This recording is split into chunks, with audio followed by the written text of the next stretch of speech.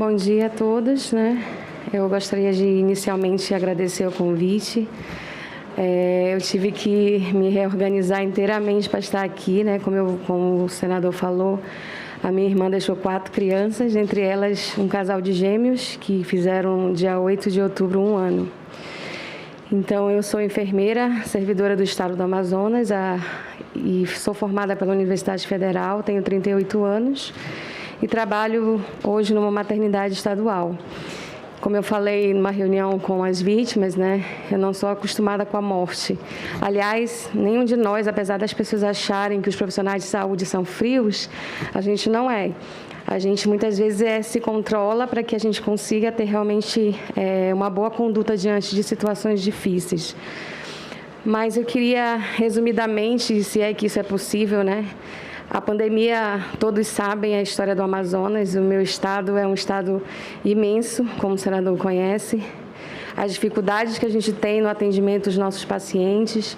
Eu trabalhei por 10 anos com saúde indígena e muitas vezes eu tinha que tirar do próprio bolso para atender os meus pacientes. Então, infelizmente, a pandemia começou no ano de 2020 e durante todo o ano de 2020, os profissionais de saúde tiveram que arcar com seus EPIs. Hoje eu agradeço os meus amigos de faculdade, amigos enfermeiros, colegas que não são da área da saúde, porque muitos dos EPIs que eu usei, eles compraram para mim e compraram para outros colegas também, porque nós não tínhamos nem essa máscara. Eu comprei muitas máscaras, doei, muitas vezes atendi pacientes grávidas agonizando sem máscara, porque a gente não consegue ver uma gestante. Eu sou enfermeira obstetra. Então, para a gente ver uma gestante agonizando sem respirar e os seus bebês em sofrimento fetal, em sofrimento respiratório, é algo que a gente não consegue aguentar.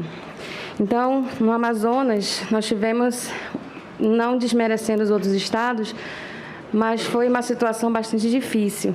Quando eu me formei há 15 anos atrás, na Universidade Federal do Amazonas, eu tinha um grande sonho de ajudar as grandes calamidades, conhecer outros países que precisam de ajuda e talvez atender pacientes em situações de guerra. Hoje eu falo que eu vivi uma guerra, porque atendi pacientes muitas vezes sem proteção nenhuma. Assim como os meus colegas da maternidade, que nós tivemos muitos óbitos.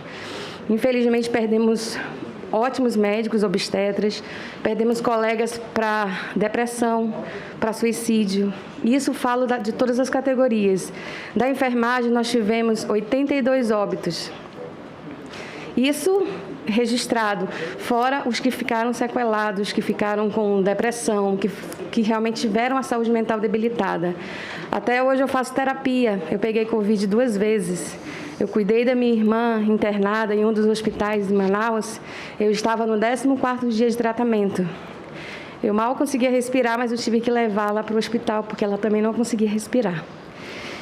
Então, nós tivemos várias situações no Amazonas que poderiam ter sido resolvidas com um pouco de bom senso e um pouco de humanidade por parte dos gestores. Principalmente porque vários conselhos de saúde, não somente da enfermagem, não somente da medicina, tentaram orientar os gestores quanto à necessidade de alguns EPIs, quanto à necessidade de profissionais capacitados, porque hoje eu vejo que a minha irmã não sobreviveu, não somente por culpa de uma pessoa, mas por uma rede de culpabilidade que precisa realmente ser identificada, né, e resolvida essa situação. Ano passado, nós tivemos muitos casos de óbitos dos meus colegas, tivemos grávidas. Numa situação onde eu trabalho, nós tivemos 6 óbitos de gestante em uma semana. E a gente sabe que quando a gestante falece, muitas vezes os bebês eles vão junto, porque a gente não consegue, muitas vezes, resolver a situação. Mayra, você trabalha em que maternidade? Na maternidade de Balbina Mestril. Na Balbina Mestril. Você já trabalhou na Dona Lindu? Não, porque quando eu fui lotada pelo concurso, eu inclusive escolhi... lá morrer parturiente, porque foi dado cloroquina para se aspirar. Eu ouvi falar. Tá certo? Isso aí deve estar constando no relatório do senador Renan. Essas pessoas não vão ficar impunes. Bobina Mestrinho é a maternidade mais antiga do estado do Amazonas. Tem esse nome porque era genitora do já falecido senador e governador Gilberto Mestrinho. Ela fica lá na Praça 14. Eu tive a oportunidade como governador de ampliar aquela maternidade. E eu sei da importância de você, Mayra, nesse processo todo, até porque você disse uma coisa que me enche de orgulho. Ela foi uma enfermeira que trabalhou com os indígenas e ela sabe muito bem o que é trabalhar com os indígenas na nossa região amazônica. Mas, em seu nome, Mayra, e em nome de todos nós que estamos aqui, hoje é o Dia do Médico. Sim. Nós queremos fazer essa homenagem a esses milhares e milhares de profissionais na área de saúde. Muitos perderam a vida, você está fazendo um relato, por falta de proteção, por falta de uma estrutura mínima para poder trabalhar, numa doença que quando começa ninguém conhece. Então, nossas homenagens a esses heróis, a esses brasileiros, verdadeiramente brasileiros, que se expuseram, como você, se expôs, contraiu o vírus 2 vezes, perdeu uma irmã, hoje tem uma responsabilidade muito grande que é cuidar dos seus sobrinhos. E tenha certeza que esse depoimento que você faz aqui, eu te interrompi só para perguntar onde você trabalhava e dar esse relato, que no meu estado, até aspirar, parturientes, deram para aspirar cloroquina, que infelizmente não curava ninguém, levava a óbito. Continua. Como o senador falou, eu trabalho na maternidade Bobina Mestrinho, é a mais antiga, uma maternidade de alto risco que trabalha com gestantes que têm um risco maior quanto ao óbito. Quanto à situação que o senhor relatou da cloroquina, eu não posso falar porque eu não trabalho lá, mas eu ouvi realmente um relato, não tenho como dizer que aconteceu, né? Mas realmente eu vi na mídia. Mas o que eu queria falar com relação ao ano de 2020 foi a situação realmente dos meus colegas, né? Infelizmente, a categoria de enfermagem hoje, vocês sabem que é a maior categoria do nosso país. Nós temos hoje, no Brasil, uma quantidade de enfermeiros e técnicos de enfermagem que muitas vezes a população não conhece. Nós temos hoje registrados no Conselho Federal de Enfermagem 2,5 milhões de profissionais de enfermagem. Desses 2,5 milhões, nós temos 2 milhões de técnicos e auxiliares de enfermagem. E aí a gente via nas redes sociais os nossos heróis da pandemia. A gente fez uma campanha, nós não queremos parabéns, nós queremos valorização.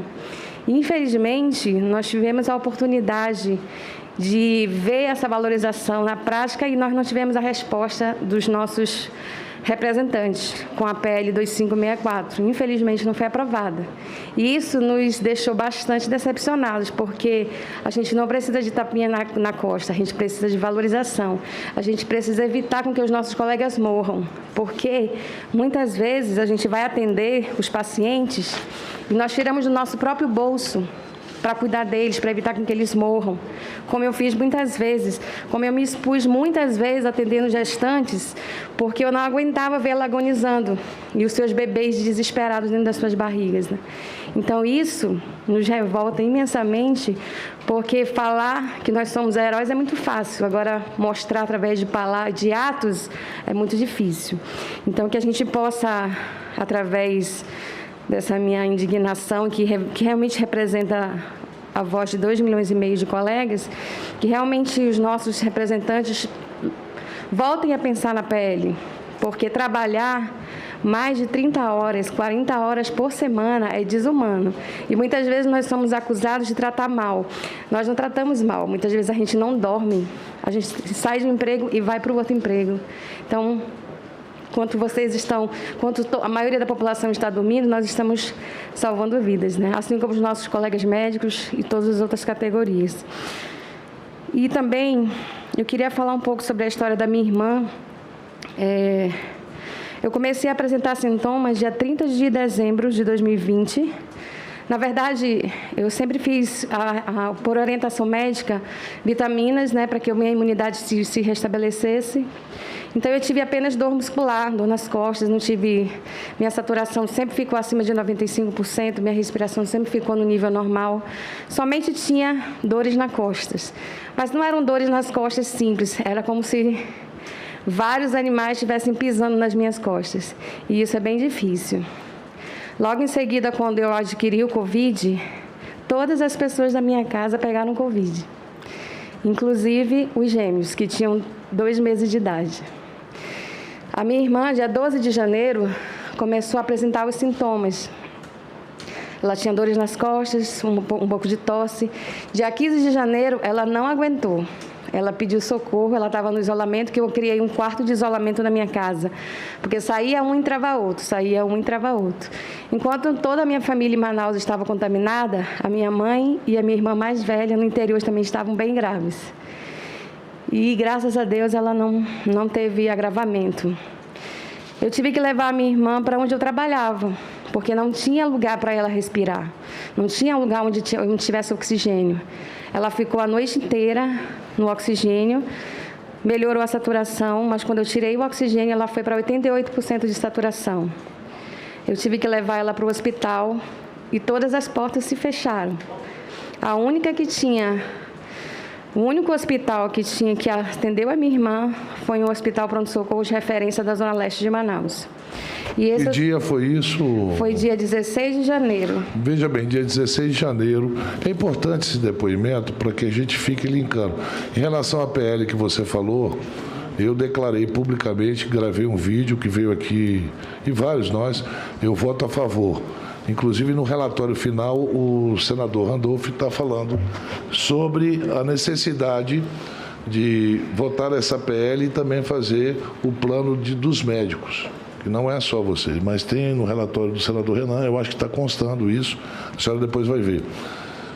Dia 7 de janeiro, ela está falando dia 16, nós estamos falando 10 dias praticamente depois. Dia 7 de janeiro, o governo federal foi informado que iria faltar oxigênio na cidade de Manaus. Então, nós estamos falando dia 16. Você lembra que o ministro aqui veio aqui e disse, não, só faltou 2 dias, lembra disso? Então, ela está dando depoimento da irmã dela. E ela, como enfermeira, trabalhando numa unidade de saúde.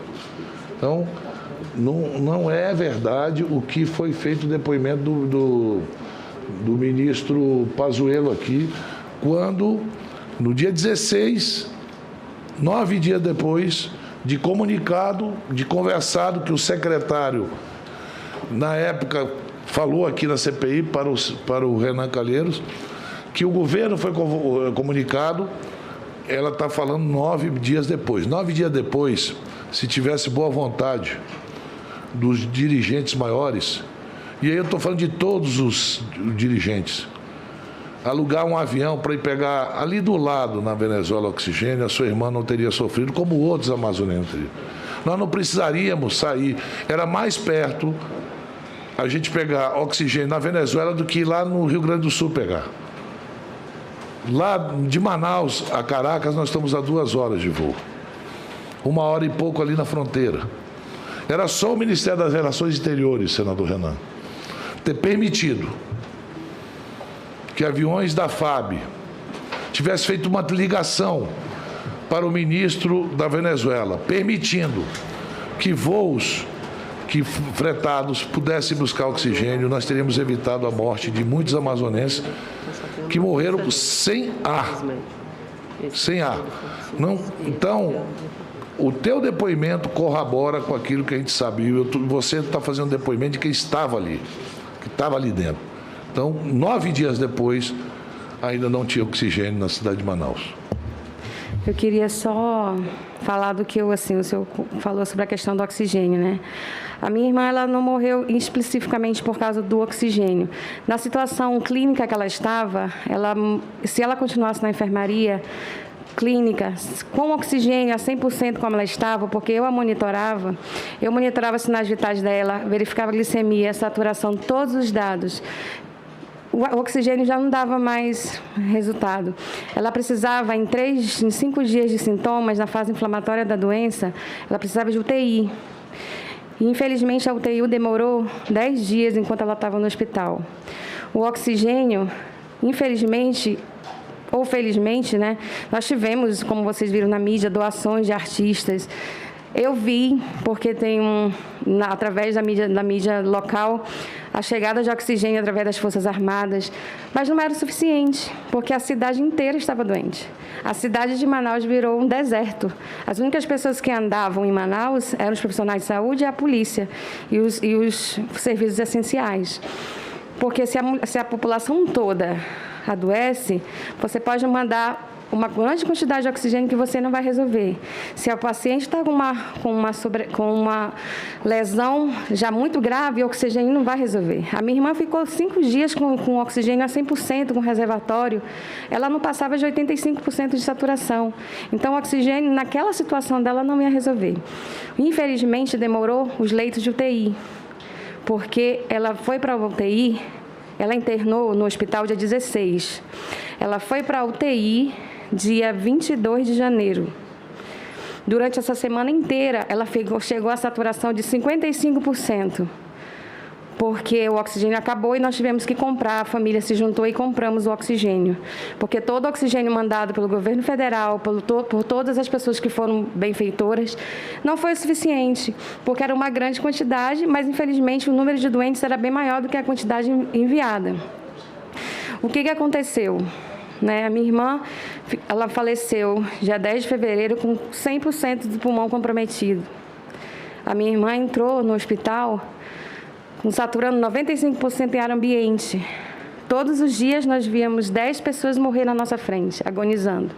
Elas entravam e morriam por causa de várias situações. Eu não culpo os médicos, não culpo os meus colegas, porque eles não tinham com o que trabalhar.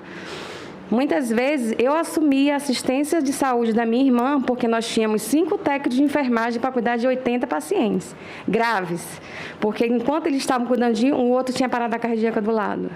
Então, eu falei com a enfermeira, com a gerente de enfermagem, com a diretora do hospital, que eu assumiria a assistência da minha irmã. Eu monitorei ela. Durante 3 dias, eu avisei aos médicos que ela estava agravando. E muitas vezes eles não tinham o que fazer, porque não tinha leito.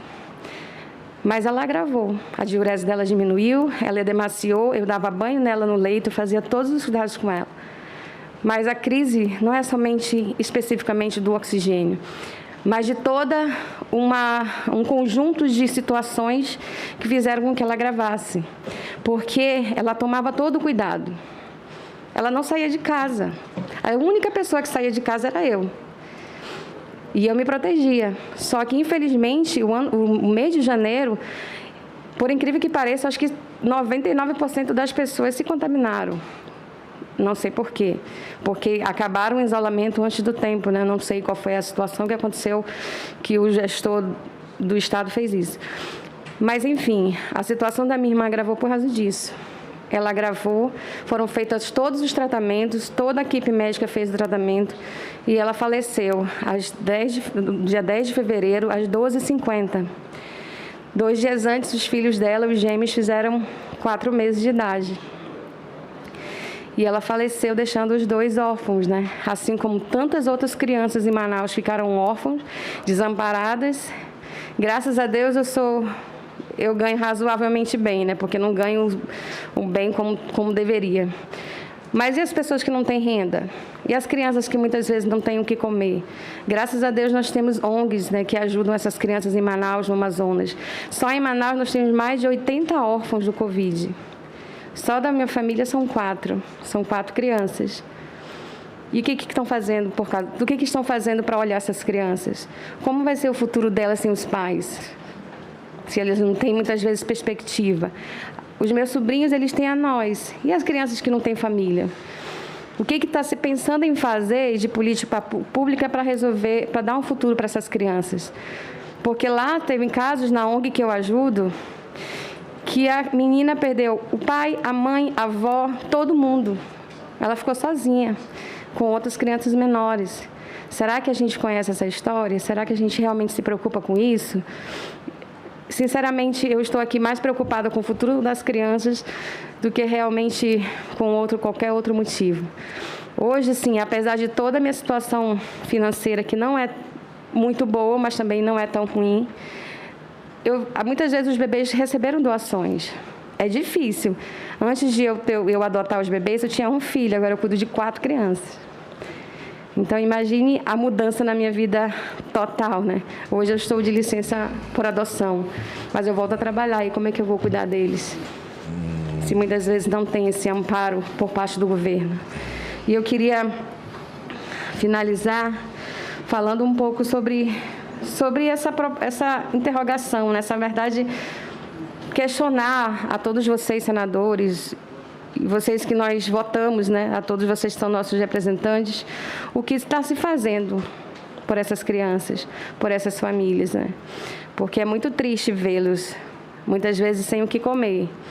Todas as coisas dos bebês que eu adotei, tudo que eu não uso mais com eles, eu dou para outras crianças, para que a gente possa tentar ajudar de minimamente. Mas isso é 1% do que poderia ser feito por eles. Com relação a tudo isso, fica aqui o meu desabafo, né? Porque a minha irmã não volta. Não volta mesmo. Até hoje eu não consegui nem viver o meu luto, porque 2 meses depois eu perdi outro irmão. Então, assim, hoje a minha mãe tinha 5 filhos, ela tem 3. Então, ela não conseguiu viver. Minha mãe vive em processo de depressão. Eu faço terapia há 2 anos, porque a minha irmã, ela era uma pessoa especial na nossa família. E ela tinha realmente uma alegria que não tem como substituir. Mas eu espero que, através que o meu relato, que é pouco diante de tantos que viveram no Brasil inteiro, possa realmente tocar no coração das pessoas que podem fazer alguma coisa. Porque o que eu posso fazer é relatar a história dela, relatar realmente a situação que eu vivo como profissional de saúde, que sou sequelada. Tenho problemas de respiração porque peguei Covid. Né? Tive 30% do meu pulmão comprometido. Trabalhei, cuidei da minha irmã com falta de ar, doente. Mesmo assim, eu tive que cuidar dela porque não tinha condições de outra pessoa cuidar. Se todas as pessoas da minha casa estavam doentes, quem que ia cuidar dela? A minha irmã foi para o hospital se arrastando. E muitas vezes as pessoas não sabem disso porque não conhecem a realidade do outro.